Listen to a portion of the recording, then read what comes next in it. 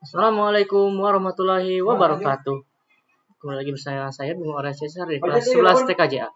Kali ini saya akan membahas sedikit tentang apa itu hardware, apa itu software, apa itu brainware.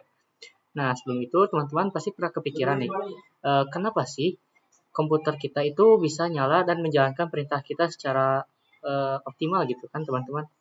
Jawabannya itu ada 3 yang simpel aja. Yang pertama ada hardware atau perangkat keras, ada software atau perangkat lunak, dan brainware. Nah, kita bahas sedikit. Saya akan bahas sedikit dulu tentang apa itu hardware. Nah, hardware itu semua komponen yang berbentuk fisik di komputer yang bisa kita lihat dan kita sentuh.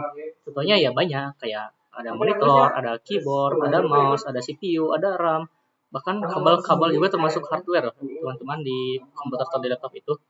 Kemudian setelah itu kita masuk ke software yang ke poin kedua. Nah, software ini apa itu software? Software ini adalah program atau sistem operasi yang mengatur cara kerja di hardware, teman-teman. Software ini bisa berupa OS atau sistem operasi yang sudah kita bahas sebelumnya, seperti Windows dan Linux, atau aplikasi seperti game, Microsoft Word, hingga browser. Setelah itu kita masuk ke yang ketiga, teman-teman, yaitu brainware. Nah, brainware itu adalah manusianya yang mengoperasikan dan mengendalikan komputernya. Jadi singkatnya, tanpa adanya brainware, hardware dan software ini tidak bisa digunakan secara baik. Jadi kita ini semua manusia yang menggunakan komputer itu adalah brainware, termasuk kalian nih yang sedang belajar komputer.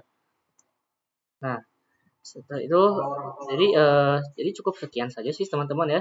Jadi yang tadi itu ada 3 poin utama, yaitu hardware, itu perangkat fisik, software, program dan sistem, kemudian ada brainware, yaitu kita sebagai user atau pengguna. Nah, kemudian 3 komponen ini harus saling bekerja sama loh, agar komputer bisa berfungsi dengan baik, teman-teman ya. Nah, jadi yang terpenting itu ada 3 di dalam komputer itu. Misalnya itu hardware. Hardware itu kan sudah saya sebutkan tadi kan banyak kan. Nah, kenapa hardware itu kan banyak nih. Hardware itu kemudian dipasang di satu komputer ya teman-teman ya. Kemudian ada software nih. Software itu apa? Seperti tadi sistem operasi yang bisa kita pasang via flash disk kalau menginstal Windows.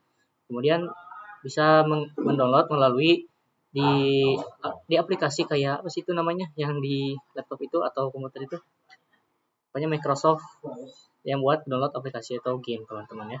Kemudian ada brainware itu yaitu kita username-nya, kita yang makainya, kita yang mengetiknya, kita yang inputnya, kemudian komputer lah dan software lah yang akan bekerja untuk melakukan tugas itu, teman-teman. Terima kasih. Wassalamualaikum warahmatullahi wabarakatuh.